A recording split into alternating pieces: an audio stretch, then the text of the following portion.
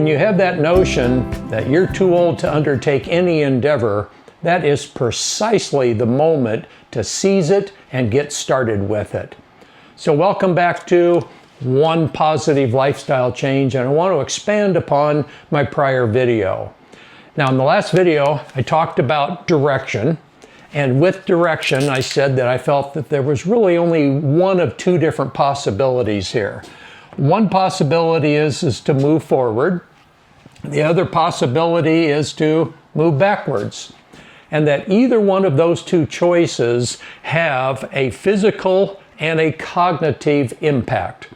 So if I'm choosing forward, we're talking about overall growth, improvement, being more resilient in our lives, being able to rebound. The big one here, stronger overall, because my lifestyle, if I'm moving forward, would be active. And if I'm on the other side, and if I'm going to choose to go backwards, then it's a decline. It's more of a sedentary lifestyle. The more sedentary we are and the more decline that we have, the more we disengage. Over time, we become weaker, and this is an inactive lifestyle. So when I look out and think about aging and what we're doing when we're aging, this is the direction that I think we get to choose from. Which one of these two do I want to engage in? Do I want a more active lifestyle or inactive? Now, both of these determine the environment that I'm living in. So I think one of the first questions we should really ask ourselves is, does my environment represent the lifestyle that I'm choosing? Am I choosing to move forward? Well, that's a different type of environment. And if my environment doesn't represent the lifestyle that I'm choosing, that's the place to start. Let's start by upgrading our environment and putting in place the things that are going to support this type of lifestyle. Also, a forward thinking lifestyle or a backwards thinking lifestyle determines my mindset. It's how I look at things, it's how I think about things, and it's how I perceive what's going on around me in the world. So if I change from one to the other, I'm changing my mindset. And remember, status quo, nice to think about that we always think we want things to remain as they are, but truth is, they're not going to be. So let's get out of the idea that we're just going to keep everything the same and get on with choosing which one of these two lifestyles do I want to engage in. Also, in the last video, I said I think the secret to understanding this whole process is right here. And that is, the more muscle mass you have, the younger you appear to be, the younger you feel, and the younger you move. Also, the more strength I have gives me the ability to remain independent. So if I want to be independent in my life, and if I want to have more of a younger mindset and outlook on things, I need to be very careful with my muscle and the amount of strength that I have, because both of these are going to impact my mobility and my balance. So the better my muscle and the better my strength, the more I'm mobile and the better I'm able to balance. So that's our secret. Let's talk about this one right here, muscle. Now, with muscle, here's what we really need to keep in mind. We go through muscle loss, and it's a natural occurring thing as we age, but it's happening at about 3 to 8% per decade. Now, on the good side, only 3% per decade, that would mean that I'm active, living on this side, and working out and maintaining my muscle and my strength. On the other side, the maximum 8% would mean that I am leading more of a backwards lifestyle. So, if I'm losing 3 to 8% of my muscle mass per year, I need to do something to counteract that, or otherwise I'm not going to feel younger and I'm not going to be able to maintain my independence.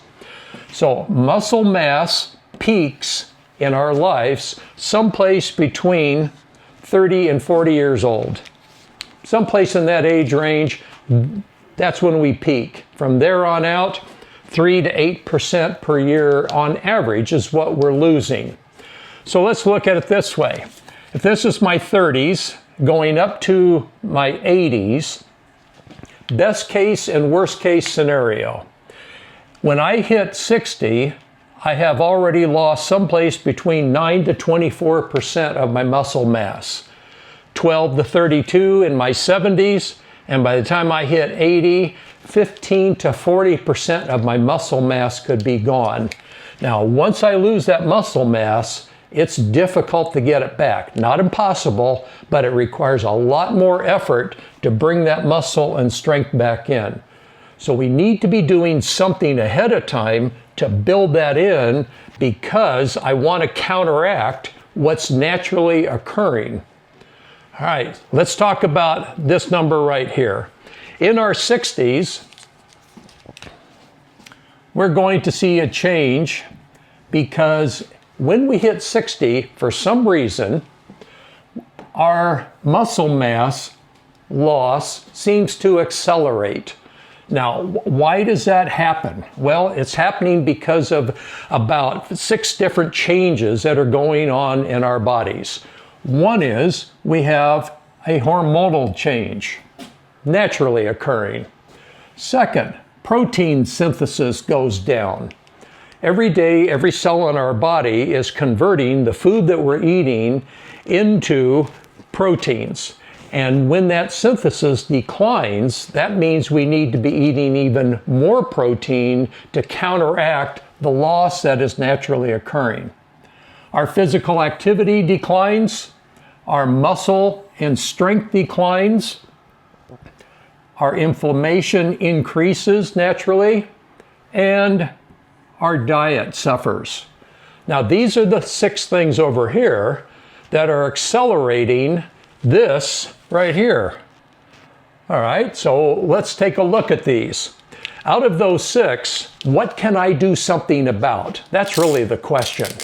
Well, I can certainly do something about my diet. I can improve that. That would be a major step forward. I can do something about my muscle and my strength, and I can do that through increasing my physical activity.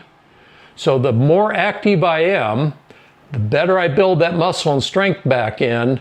And when I improve my diet, I'm starting to counteract this acceleration that's taking place. And then lastly, I can improve my protein intake. So out of the 6, 4 of them I can have an impact on. And if I impact those, I'm on my way to staying independent and younger feeling and younger appearing overall. And that is really, I think, the secret of what we need to be thinking about when we think about one positive lifestyle change at a time. Okay, what would be one positive lifestyle change that we could implement immediately?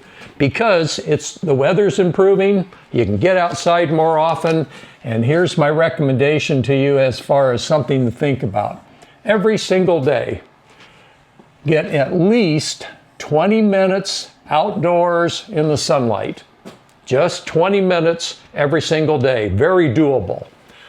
Along with that, get another 20 minutes of some type of activity that improves and strengthens your muscles. So improve your strength, improve your muscles, and then lastly, something that improves my flexibility.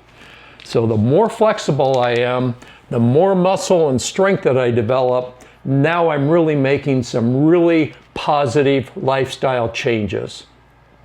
So again, I just wanted to expand upon the last video, give us something else to think about, take a look at these items in our lives and start to make choices about which one of those can I improve to become better, stronger overall.